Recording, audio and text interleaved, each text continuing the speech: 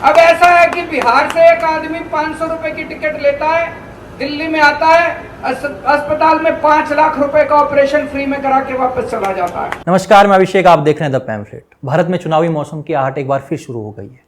अब मौसम आए और चुनावी मेंढक न आए, ऐसे कैसे हो सकता है? तो देश के सबसे प्रमुख और वरिष्ठ चुनावी मेंढक अरविंद केजरीवाल जी ने घोषणा कर दी है कि आम आदमी पार्टी बिहार चुनाव लड़ने जा रही है, और वो भी अकेले।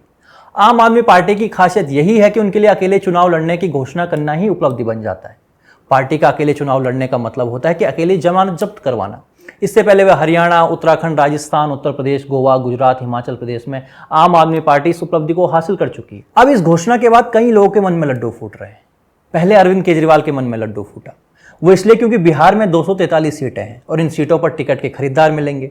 अब इन खरीदारों की किस्मत फूटेगी तो चुनाव आयोग के मन में भी लड्डू फूट रहा होगा कि 243 सीटों पर जमानत जब्त होगी तो राजस्व बढ़ेगा।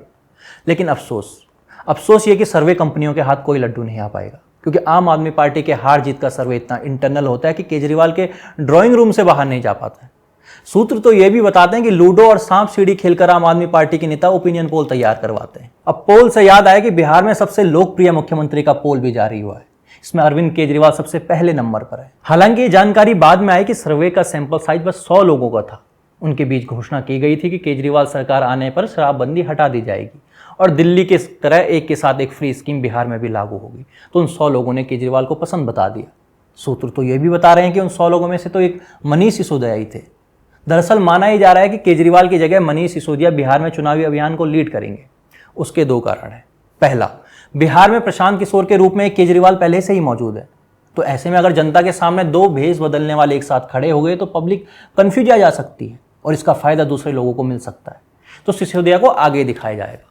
इसका एक दूसरा कारण यह है कि बिहार के घर घर में मनीष सिसोदिया को शराब के मसीहा के रूप में पहचान मिल चुकी है, तो इससे भी फायदा हो सकता है। अब चूंकि आम आदमी पार्टी के सर्वे में उनकी सरकार बन रही है, तो हम भी मान के चल रहे हैं कि अगला मुख्यमंत्री आम आदमी पार्टी से होगा।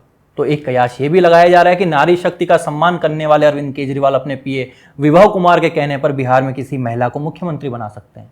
तो क्या राबड़ी देवी के बाद सुनीता केजरीवाल वो महिला हो सकती हैं, या फिर आतिशी माल लेना? फिल्म अभिनेता टीनू आनंद की बिहार में प्रसिद्धि को देखते हुए चुनाव से पहले ये फैसला लिया जा सकता है। लेकिन दोस्तों, मेरा अनुमान थोड़ा सा अलग है। मुझे लगता है कि आम आदमी पार्टी को संजय सिंह के विकल्प की ओर देखना चाहिए। देखिए, सड़क, ट्रेन का इंजन, टावर, लोहे का पुल बिहार में चोरी होना आम घटना माना जाता है। अब अगर यहां से संजय सिंह जैसे नेता मुख्यमंत्री बनते हैं तो वे इन चोरों पर लगाम लगा सकते हैं। आप पूछेंगे, भाई कैसे? भाई, आपका हमारा परिचित या आदमी कोई नेता बनेगा तो हम थोड़े उसकी छवि खराब करने का प्रयास करेंगे। ऐसे ही चोर समुदाय के भी कुछ नियम होते होंगे कि भाई टिकट चोरी हो या पुल चोरी, ब्रो कोड तो बना रहना चाहिए। खैर, इस कल्पना से बाहर निकलकर हकीकत में देखें तो चारा खाने वालों और शराब पीने वालों में गठबंधन की तैयारी भी चल रही है। कुछ साल पहले तक लालू प्रसाद यादव को भ्रष्टाचारी बताने वाला व्यक्ति कुछ दिनों में लालू प्रसाद यादव की हड्डियां खाकर गुणगान करते हुए दिख सकेगा। हड्डियों का मतलब मटन की हड्डियां, वही चंपारण वाली। फिर ये व्यक्ति स्वयं को बिहार का बेटा भी बता सकता है। अब कोसी की बाढ़ से भी अधिक बिहार के लिए सबसे बुरी खबर यह है कि अरविंद केजरीवाल बिहार में आ रहे हैं। आगे आगे देखिए होता है क्या। धन्यवाद।